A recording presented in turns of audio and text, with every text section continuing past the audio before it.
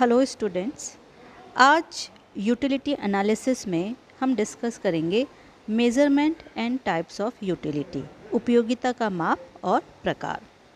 हमने जब यूटिलिटी को डिस्कस किया था तब हमने ये डिस्कस किया था कि it is a subjective and psychological concept, क्योंकि किसी भी वस्तु की उपयोगिता एक मनोवैज्ञानिक अवधारणा होती है जिसको कि हम महसूस कर सकते हैं, देख और छू नहीं सकते।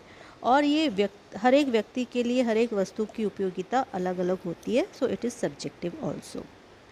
अब किस वस्तु के उपभोग करने से किस व्यक्ति को कितनी उपयोगिता मिलेगी, तो अब ये प्रश्न आता है हमारे दिमाग में कि क्या किसी वस्तु और सेवा से प्राप्त उपयोगिता को हम माप सकते हैं, मेज़र कर सकते हैं या नहीं। तो इस क्रम में इकोनॉमिस्ट हुए हैं, उन्होंने अपने अपने विचार प्रस्तुत किए हैं। तो इसके लिए दो विचार, दो दृष्टिकोण, दो अप्रोचेस है यूटिलिटी को मेज़र करने के लिए, जो विभिन्न अर्थशास्त्रियों के द्वारा दिए गए हैं। तो there are two approaches for the measurement of utility. First is cardinal approach, जिसको हम बोलेंगे गणनावाचक दृष्टिकोण, and second is ordinal approach, जिसे हम बोलेंगे क्रमवाचक दृष्टिकोण। अब इसे हम विस्तार से समझेंगे कि ये क्या होते हैं। First of all, we will discuss cardinal approach, which is a neoclassical approach, and neoclassical economists propounded this approach. Professor Marshall and Pigou are the supporter of this approach, and according to this approach, utility derived from any commodity or service may be measured. ये जो traditional यानी कि परंपरागत विचारधारा है, जिसे कि professor martial और पिगू इस विचारधारा के मुख्यतः समर्थक रहे हैं, और उनका मत ये है कि किसी वस्तु और सेवा से प्राप्त उपयोगिता को हम माप सकते हैं, नाप सकते हैं। When a person purchases some commodity, he will not pay money more than the utility to be derived out of that commodity. Hence, price is the measurement of utility. उनका क्या कहना है कि जब भी कोई व्यक्ति किसी वस्तु को खरीदता है तो उसके बदले में मुद्रा का भुगतान करता है। ये हमने पहले भी डिस्कस किया कि किसी भी वस्तु की उपयोगिता को बिना सेक्रीफाइस के हम प्राप्त नहीं कर सकते, और वो सेक्रीफाइस क्या होता है, उसके लिए किया गया भुगतान। तो जब भी कोई व्यक्ति किसी वस्तु या सेवा को खरीदता है तो उसका भुगतान मुद्रा में किया जाता है, और किसी भी वस्तु से प्राप्त उपयोगिता से अधिक कोई भी व्यक्ति उस मुद्रा का ज़्यादा भुगतान नहीं करेगा। कहने का क्या मतलब है कि अगर मुझे लगता है कि इस वस्तु की कीमत 100 रुपये और मुझे लगता है कि इस वस्तु का उपभोग करने के बाद मुझे इससे इतनी यूटिलिटी मिलेगी, तब ही मैं रेडी होंगी 100 रुपये उस वस्तु पे खर्च करने के लिए। यदि मुझे लगेगा कि नहीं, इसकी उपयोगिता 100 रुपये जितनी नहीं है, तो मैं 100 रुपये खर्च करने के लिए उस वस्तु पर तैयार नहीं होंगी, यानी कि मैं वो वस्तु 100 रुपये में नहीं खरीदूंगी। इसका मतलब क्या हुआ कि जो प्राइस है, कीमत है, वही वस्तु की उपयोगिता का माप है। For example, the price paid for a book is rupees 250, so its utility is equal to rupees 250. अगर हम इसको एक एग्ज़ाम्पल से समझें कि अगर एक किताब की कीमत 250 रुपये है, या हम उसके लिए 250 रुपये खर्च करने के लिए तैयार है, तो जो कीमत हम उसके लिए चुकाते हैं वही उसकी उपयोगिता है, क्योंकि मुझे लगता है कि इस किताब को ख़रीदने से मुझे 250 रुपये के बराबर की उपयोगिता मिलेगी, इसीलिए मैं रेडी हूँ। तो उसकी यूटिलिटी भी किसके बराबर हो जाएगी, 250 रुपये के बराबर। According to professor Marshall, the utility of any commodity may be expressed in cardinal form like 1, 2, 3 etcetera. Marshall क्या कहते हैं कि किसी भी वस्तु की उपयोगिता को गणना मतलब गिनती के रूप में व्यक्त कर सकते हैं, जैसे 1, 2, 3 आदि। When utility is expressed by such type of numbers, it is known as cardinal utility.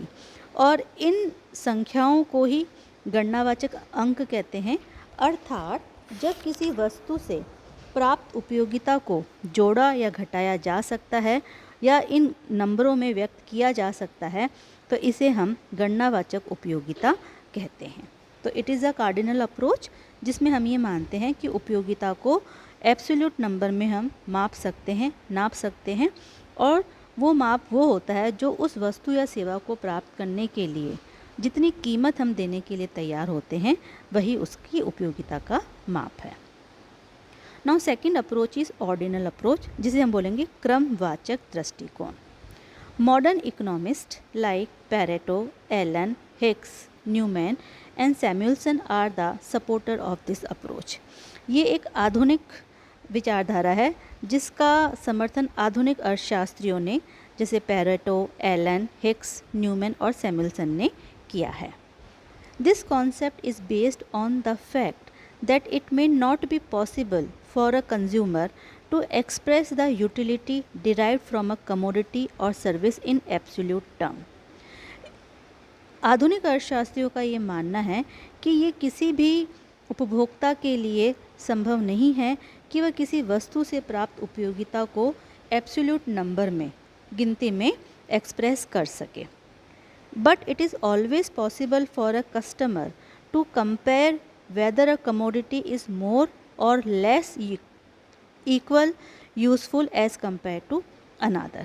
लेकिन ये एक कस्टमर के लिए हमेशा पॉसिबल है कि वो ये बता सकता है कि मैंने 2 या 3 जिन वस्तुओं का उपभोग किया उसमें से मुझे इस वस्तु से अधिक उपयोगिता मिली है, इसके कंपैरिजन में उससे कम मिली है। तो वो क्रम यानी कि ऑर्डर दे सकता है कि ये यूज़फुल ज़्यादा है, ये यूज़फुल कम है, लेकिन ये नहीं कह सकता कि पर्टिकुलर ए कमोडिटी के कंजम्पशन से तो मुझे इतनी यूटिलिटी मिली, बी से मुझे 5 की मिली, 3 से मुझे 6 की यूटिलिटी मिली। ऐसे नंबर में एक्सप्रेस नहीं कर सकता, लेकिन उनको क्रम ऑर्डर दे सकता है कि भाई जैसे कि मान लो किसी ने आइसक्रीम भी खाई और केक भी खाया, तो ये बोल सकता है कि मुझे आइसक्रीम ज़्यादा अच्छी लगी एज़ कम्पेयर टू केक, तो मुझे आइसक्रीम से ज़्यादा यूटिलिटी मिली एज़ कम्पेयर टू केक। लेकिन ऐसे नहीं बोल सकता कि आइसक्रीम से तो मुझे 25 यूटिलिटी मिली और केक से मुझे 100 रुपये के बराबर की यूटिलिटी मिली। एब्सोल्यूट नंबर में वो उसको एक्सप्रेस नहीं कर सकता, ऐसा ये अप्रोच बोलती है ऑर्डिनल अप्रोच, क्रमवाचक दृष्टिकोण। According to modern economist, utility can not be calculated and can not be expressed in cardinal form. They have given following argument to support their view. अब उन्होंने अपने विचारधारा के सपोर्ट में, समर्थन में कुछ व्यू रखे हैं जो इस प्रकार हैं। Utility is just the feeling of human mind. वो कहते हैं कि उपयोगिता तो मानव मस्तिष्क की अनुभूति मात्र है और उस अनुभूति को हम नंबर्स में कैसे माप सकते हैं। सेकंड, वो कहते हैं, आर्ग्यूमेंट देते हैं इसके सपोर्ट में, utility derived from any commodity और service vary from time to time and in various condition. वो कहते हैं कि उपयोगिता वस्तु और सेवाओं से विभिन्न दशाओं और समय में भिन्न भिन्न पाई जाती है और ऐसे परिवर्तनशील तत्वों को हम नहीं माप सकते। इसका मतलब ये है कि जैसे कि मान लो कोई एक कमोडिटी है, उससे मुझे आज अभी बहुत सेटिस्फैक्शन मिल रहा है, वो अभी मेरे लिए बहुत उपयोगी है, लेकिन हो सकता है कि अभी 2 घंटे बाद उस वस्तु की उपयोगिता मेरे लिए ना रहे। जैसे कि मान लो right now I am very hungry, तो फूड खाना मुझे बहुत उपयोगिता लेगा, लेकिन 2 घंटे बाद जब मेरा पेट भरा हुआ है तो वही फूड मेरे लिए उपयोगी नहीं रहेगा। तो ये वेरी होता है, चेंज होता रहता है, तो ऐसे परिवर्तनशील तत्वों को हम माप नहीं सकते।